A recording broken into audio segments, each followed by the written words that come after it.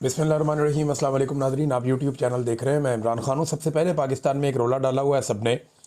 वज़ीर दाखिला ने इस पर बात की, वज़ीर इत्तलात ने इसमें बात की, बाकी लोग भी इसके ऊपर जो है वो बगले बजा रहे हैं। हकीकत मैं आपके सामने रख देता हूँ, ये डाटा आप देख लीजिए, तस्वीर भी आप देख लीजिए। ये कह रहे हैं जी पाकिस्तान 126 में से 98 पे आ गया, तो पाकिस्तान के पासपोर्ट को बहुत बड़ी कामयाबी मिल गई और पाकिस्तान जो है वो अब पाकिस्तानी अपने पासपोर्ट के ऊपर ज़्यादा दुनिया के ममालिक में बग़ैर वीज़ों के जा सकते हैं। तो मैं ज़रा आदाद शुमार निकाल के आपके सामने रख देता हूँ। देखिए, ये डिजिटल मीडिया का दौर है। आपको रिकॉर्ड मिल जाता है वन क्लिक के ऊपर, आपको थोड़ी सी रिसर्च करनी पड़ती है। ये लोगों को बेवकूफ़ समझते हैं, उन्हें लगता है कि ये 90 की दहाई में या 80 की दहाई में ज़िंदा है। लोगों को जो कहेंगे लोग मान लेंगे। जब नवाज शरीफ जैसा आदमी भी कौम को बेवकूफ़ बना लेता था, जब आसिफ अली जरदारी ने भी यही किया, जर्नैलों ने भी यही किया। लेकिन अब डिजिटल मीडिया का दौर है, तो मैं आपके सामने रखता हूँ हकायक। वो ये कहते हैं कि पाकिस्तान जो है वो अब ज़्यादा ममालिक के अंदर ट्रैवल कर सकता है, पाकिस्तानी शहरी अपने पासपोर्ट के ऊपर फ्री में बगैर वीज़ा के। तो 2024 में 34 ममालिक में सफ़र किया जा सकता था बगैर वीज़ा के। 2025 में ये ममालिक कम होके 33 हो गए और 2026 में ये ममालिक मज़ीद कम होके 31 हो गए। तो ये तो तादाद कम हो रही है, जो डाटा है वो ये बता रहा है। यानी वही डाटा मैंने पढ़ा है, वही इन्होंने पढ़ा, इनके मुल्क कैसे बढ़ गए और मेरे कैसे कम हो गए। फिर 2033 में, अच्छा ये कहते हैं 126वें नंबर से पाकिस्तान 98वें नंबर पे आ गया है। अब ये भी देख लें आप, 126 नंबर कभी था ही नहीं। 126 नंबर गुज़िश्ता आप 10 साल का डाटा उठाएं, 126 नंबर आपको मिलेगा ही नहीं। तो 2023 से हम शुरू करते हैं। 2023 में जो आखिरी नंबर पे मुल्क था उसका नाम है अफगानिस्तान, और वो डाटा शुरू होता है 109 से। यानी 2023 में अफगानिस्तान 109 पे था, तो आज अफगानिस्तान 2026 में 101 पे है। तो अफगानिस्तान ने, तो इसका मतलब है कि 8 दर्जे तरक्की कर ली है। ये ऐसा नहीं है, ये झूठ बोलते हैं, आपको धोखा देते हैं। 2023 में जब अफगानिस्तान 109 पे था तब पाकिस्तान 106 पे था। 2024 में अफगानिस्तान 104 पे था आखिरी नंबर पे, तो पाकिस्तान 101 पे था। फिर 2025 में जब अफगानिस्तान 106 पे था तो पाकिस्तान 103 पे था, यानी आखिरी नंबर 106 था उस वक्त। और अब 2026 में आखिरी नंबर 101 है अफगानिस्तान का, तो पाकिस्तान 98वें नंबर पे है। अब देखिए ये धोखा कहां दे रहे हैं। ये कह रहे हैं कि हम नीचे आ रहे हैं। नहीं जी, आप नीचे नहीं आ रहे, मुल्क तरक्की कर रहे हैं। कई ममालिक दुनिया के ऐसे हैं जिन्होंने अपनी रैंकिंग को इंप्रूव किया है। तो होता यह है कि 4-4, 3-3, 5-5 ममालिक बाज़ एक ही नंबर के अंदर एग्जिस्ट कर जाते हैं। जैसे कि पाकिस्तान और यमन, ये आप देखें, ये दोनों 98वें नंबर पे हैं। पाकिस्तान के पास भी 98वें नंबर है रैंकिंग में, यमन के पास भी 98वें नंबर है रैंकिंग में। इसी तरह नीचे बहुत सारे ममालिक हैं, फ़र्ज़ करें 4 या 5 यूरोपीय ममालिक हैं, वो सारे के सारे एक ही रैंकिंग में आ गए हैं, तो वो एक नंबर आपके ऊपर वाले कुछ कम हो जाएंगे ना। तो ये ऐसे हुआ है। अब इसको नापने का सही तरीका मैं आपको बताता हूँ। कल भी पाकिस्तान के पासपोर्ट की बहुत बुरी हालत थी। ये पीडीएम के रिजीम की मैं आपको बातें बता रहा हूँ सारी। ये तो हमेशा से पाकिस्तान का पासपोर्ट तो इन्होंने बेड़ा गर्क किया हमेशा से। पाकिस्तान के जर्नैलों की घटिया पॉलिसी ने और रवायती सियासी जमातों की करप्शन, बेईमानी और 2 नंबरी ने और दहशतगर्दी की एक पॉलिसी ने पाकिस्तान के पासपोर्ट को कहीं का नहीं छोड़ा। और ये दहशतगर्दी पाकिस्तान में लेकर आया ज़ियाउल हक, उसने कौम पे एहसान किया। फिर परवेज़ मुशर्रफ पूरी वॉर एंड टेरर पाकिस्तान के अंदर लेकर आया, उसने एहसान किया। और तब से लेकर अब तक पाकिस्तानी जर्नैल पैसा कमा रहे हैं और पाकिस्तानी अपना खून बहा रहे हैं, और पूरी दुनिया के अंदर पाकिस्तान के पासपोर्ट की जो इज्जत है ये आपके सामने है। तो नाजरीन, ये डाटा है जो मैंने आपके सामने रख दिया। पाकिस्तान 98वें नंबर पे है, और जो सबसे बुरा मुल्क है वो अफगानिस्तान है, फिर इराक है, फिर शाम है, और पाकिस्तान और यमन एक साथ ही हैं। यानी सबसे बुरा अफगानिस्तान, इराक और शाम, ये 3 मुल्क बहुत बुरे हैं।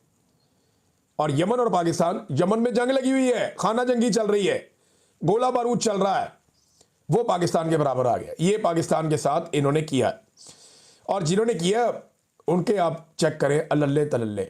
ये मरीम नवाज की नवाज शरीफ के साथ आप तस्वीर देखें। ये जनाब वीआईपी कल्चर के लिए इफ्तिताई तकरीब है। एक स्टेट लॉन्च जो है वो बनाया जा रहा है, जहाँ से ये सियासतदान, हुक्मरान अपने दोस्तों को, अपनी फैमिलीज़ को, अपने मेहमानों को, बाहर से आने वाले मेहमानों को, उन सबको इंटरटेन किया करके बड़ी वीआईपी किस्म की जगह इन्होंने बनाई है। कमाल कर दिया इन्होंने। वीआईपी कल्चर चुक के रखो, एक ये वज़ीर आला है जो एयरफोर्स के तैयारे के अंदर ट्रेवल करती है, और एक वज़ीर आला ये दूसरा है, इसको देखें आप, ये इकॉनमी क्लास में सफ़र करता है, सुहेल अफरीदी। ये आज भी कराची गया, ये वहाँ पब्लिक लॉन्च के अंदर बैठा हुआ था, आसपास लोग बैठे हुए थे, तस्वीर वहाँ से भी आई है। ये अपनी फ़्लाइट का इंतज़ार भी करता है, इसके मुद्रा लाइनों में भी लगते हैं, और ये आम मुसाफिरों के बीच में चलता फिरता है और आम मुसाफिरों के बीच में ट्रैवल करके एक सूबे से दूसरे सूबे में चला जाता है। ये है एक मिडिल क्लास का अवामी वज़ीर आला, आम आदमी, और दूसरी तरफ ये है एक बादशाह की बेटी राजकुमारी। आप फ़र्क का अंदाज़ा कर लें। यानी आप एक और चीज़ देखें ना, सुहेल अफरीदी कराची गया क्यों? अभी अब कराची का आज का दौरा किया। सुहेल अफरीदी कराची इसलिए गया कि उसका एक कारकुन उसकी रैली के दौरान फौत हो गया।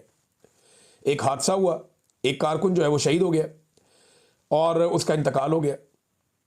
तो जनाब ये कराची दोबारा गया जाकर के, जी मैं अपने कारकुन की, क्योंकि एक वफ़ात हो गई और मेरी रैली के दौरान हुई, तो मेरा ये ज़मीर गवारा नहीं करता, मैं जाऊंगा, जाकर उनको मिलूंगा, उनका ख्याल रखना हमारी जिम्मेदारी है। ये है जनाब एक मिडिल क्लास का आदमी जब पॉलिटिक्स में आता है तो वो ये करता है। आपको याद है नवाज शरीफ निकला था, मुझे क्यों निकाला, इस्लामाबाद से लाहौर के लिए। तो नवाज शरीफ साहब ने अपना एक लंबा काफिला बना लिया था, इनके काफिले के एक गाड़ी के नीचे एक बच्चा आके फौत हो गया। उस बच्चे का कोई ताल्लुक नहीं था PMLN से, वो तो बेचारा तमाशा देखने आया हुआ था, सड़क के ऊपर खड़ा हुआ था कि चलो तमाशा देखते हैं, गाड़ियां जा रही हैं। ये तो जो बंदा जिसका इंतकाल हुआ कराची में, ये तो इस तहरीक का हिस्सा बना था ना, कुछ जानबूझ के नारे लगा रहा था, फौत हो गया, एक्सीडेंट हो गया। लेकिन वो बच्चा भी एक एक्सीडेंट में मारा गया।